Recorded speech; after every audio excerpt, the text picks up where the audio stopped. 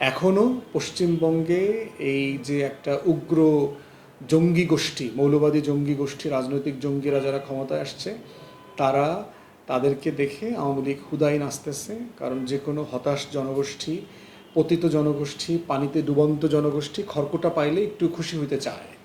তো ওই রকম একটা খুশি হওয়ার বাস্তবতা দেখতে পাচ্ছে।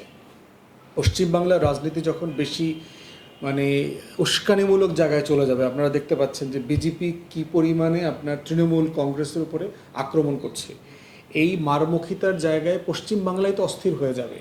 এই অস্থিরতার জায়গায় আওয়ামী লীগ নিয়ে ভাবার সময় হবে না।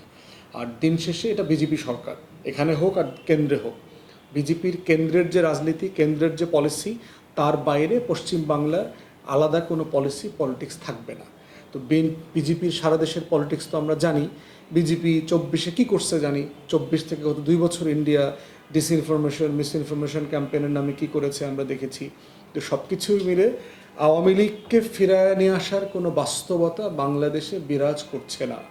বাংলাদেশের সংসদে আপনারা দেখেছেন রাজনৈতিক দল আকারে তার কার্যক্রম যেটা সাসপেন্ডেড ছিল সেটা র্যাটিফাই করেছে সব দল মিলে।